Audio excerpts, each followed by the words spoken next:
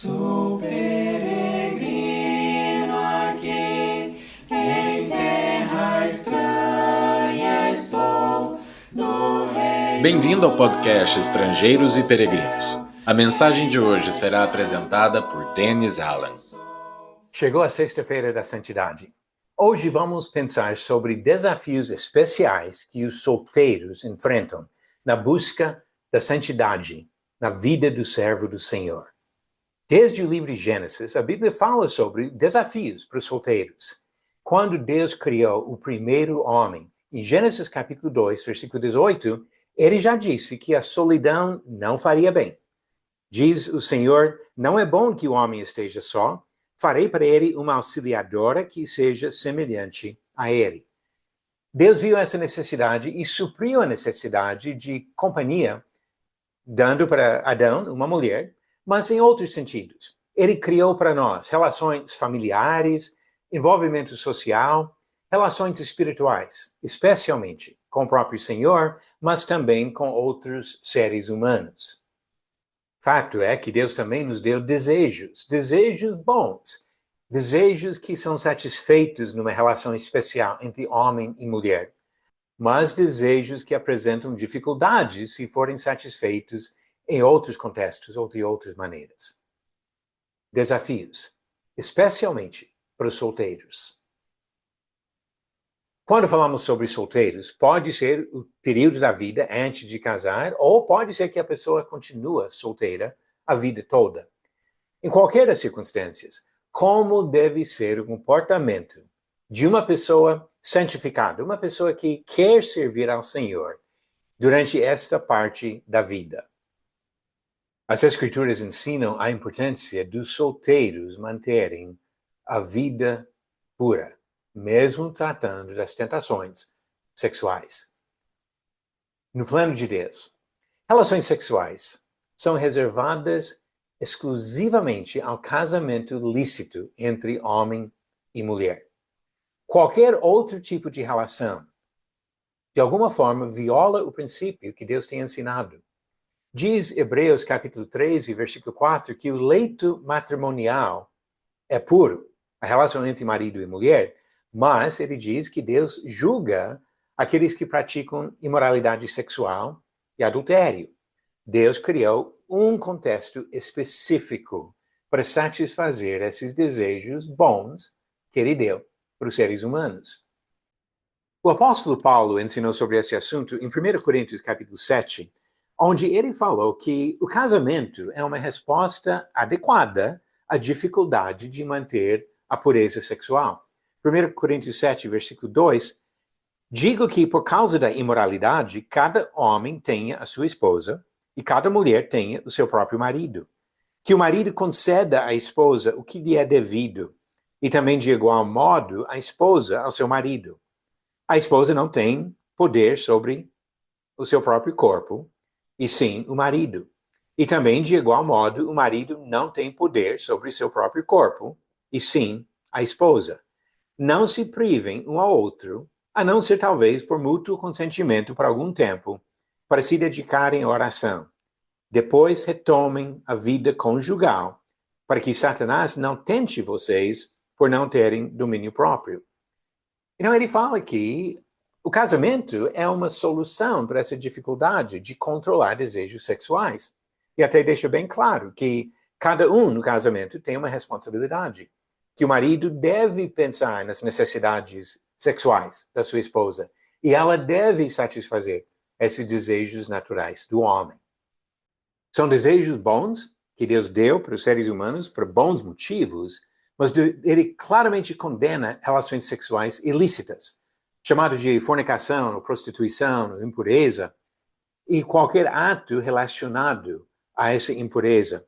Em Gálatas capítulo 5, versículo 19, quando ele fala das obras da carne, Paulo disse, ora, as obras da carne são conhecidas e são imoralidade sexual, impureza, libertinagem, e ele continua com a lista. Mas começa com o problema de impureza sexual. Ser solteiro santo exige controle dos pensamentos e do proceder. Já temos tratado da importante ligação entre essas duas ideias em outros episódios nas nossas mensagens da Sexta-feira da Santidade. Episódios 428 e 435 tratam especialmente dessas questões do proceder e do pensamento de pessoas santificadas. Para evitar atos proibidos, é importante controlar os pensamentos e não deixar abrigar pensamentos indecentes. Jesus até falou sobre o perigo de pensamentos impuros quando ele disse no Sermão do Monte, começando em Mateus capítulo 5, versículo 27, que o pecado não é só o que comete visivelmente com o corpo, mas também o que acontece na mente. Mateus capítulo 5, versículo 27, vocês ouviram o que foi dito, não cometa adultério. Eu, porém, lhes digo, todo que olhar para uma mulher com intenção impura já cometeu adultério com ela no seu coração. Se o seu olho direito leva você a tropeçar, arranque-o e jogue-o fora, pois é preferível você perder uma parte do seu corpo do que ter o corpo inteiro lançado no inferno. E se a sua mão direita leva você a tropeçar, corte-a e jogue-a fora, pois é preferível você perder uma parte do seu corpo do que o corpo inteiro ir para o inferno. Eu gosto da minha mão direita. Eu gosto do olho direito. Mas o que Jesus está dizendo aqui? Se for necessário uma cirurgia radical para manter a nossa santidade e nossa salvação, melhor fazer a cirurgia radical. Ele está dizendo que literalmente arrancar o olho ou cortar a mão vai resolver o problema? Claro que não. Qualquer pecado que a pessoa pode cometer com o olho direito também pode cometer com o olho esquerdo, ou a mão direita e a mão esquerda. O ponto é que, às vezes, temos que tirar algo precioso, importante da nossa vida para servir ao Senhor. Seja olho, mão, desejos errados, que nós precisamos estar dispostos a fazer grandes sacrifícios para ter o privilégio da vida eterna. Vamos pensar em alguns exemplos de atividades sensuais que apresentam dificuldades nessa batalha contra o pecado.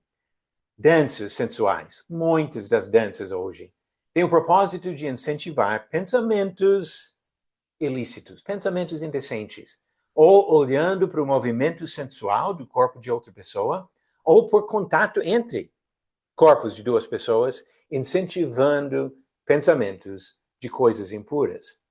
No mesmo sentido, o incentivo de ficar, como muitos jovens falam hoje, de ter contato entre duas pessoas que vai muito além dos limites da decência. Comportamentos considerados normais no mundo para os namorados não são normais para a pessoa que procura a santidade, onde nós devemos realmente manter a pureza no comportamento e nos pensamentos. E outro problema é de pensar que pode ter um certo envolvimento sexual antes de casar, se para antes do ato sexual em si. É um engano e um perigo muito grande de incentivar a sensualidade. Nós estamos numa guerra e temos que travar a batalha contra tais tentações. Tentações visuais também apresentam uma dificuldade especial para qualquer pessoa que procura manter a sua pureza. Todos nós entendemos o problema que existe hoje de imagens indecentes, seja na música, em filmes, em pornografia, fotos, justamente para provocar sentimentos, emoções e desejos carnais e sensuais.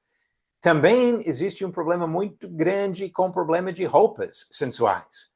Roupas que chamam a atenção ao corpo de uma maneira que produz desejos e incentiva pensamentos ilícitos por parte de outras pessoas.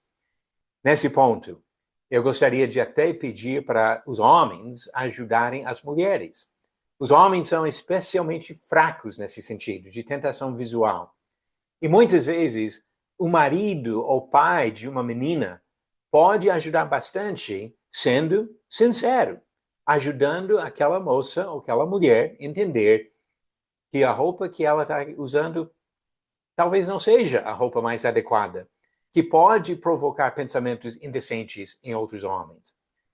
Homens podem ajudar a proteger a inocência das suas próprias filhas e até da sua própria esposa. E quando se trata da questão de impureza sexual, os cristãos são pressionados a ceder à tentação. A nossa sociedade hoje sugere que o desejo sexual seja uma necessidade irresistível que precisa satisfazer. Não é o que a Bíblia ensina.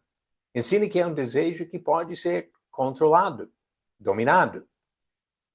Hoje, o fato de ter métodos de prevenção de algumas consequências das relações sexuais são vistos por algumas pessoas como autorização para a atividade sexual.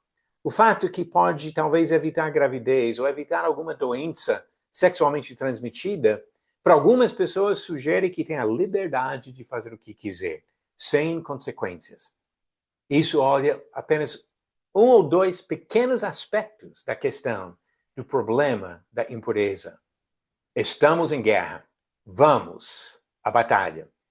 Quando nós evitamos pensamentos errados, assim temos que também cultivar pensamentos bons. Eu acho interessante como nas Escrituras, quando Deus fala de tirar alguma coisa da vida, Ele dá outra coisa melhor para colocar no lugar.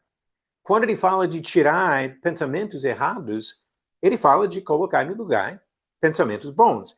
2 Timóteo, capítulo 2, versículo 22 diz: fuja das paixões da mocidade.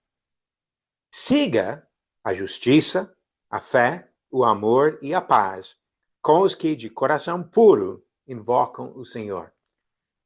Fuja de uma coisa, mas enche a vida com outra coisa muito superior.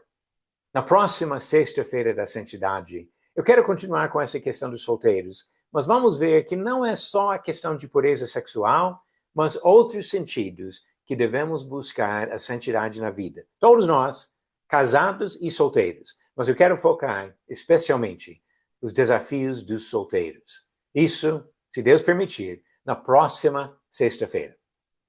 Você conseguiu responder a pergunta de ontem?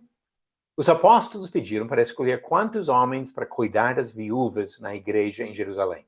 Alternativas: A, 3 homens, B, 7 homens, C, 10 homens ou D, 12 homens. A resposta certa vem em Atos capítulo 6. 7 homens de boa reputação, cheios do Espírito Santo, foram escolhidos para cuidar dessa necessidade das viúvas. E a pergunta de hoje: o que aconteceu quando Arão jogou seu bordão no chão na frente do faraó? Alternativas: A, o palácio do rei pegou fogo. B, houve um terremoto. C, o bordão virou uma serpente. D, fumaça encheu o templo do ídolo do rei. A resposta no final do episódio 443, amanhã. Viver como pessoas santificadas no meio de um mundo corrupto e perverso não é fácil, mas é importante, porque nós queremos viver eternamente com o Deus Santíssimo. Obrigado por nos acompanhar nessa jornada pelas Escrituras. Volte amanhã para ouvir mais uma mensagem do podcast Estrangeiros e Peregrinos.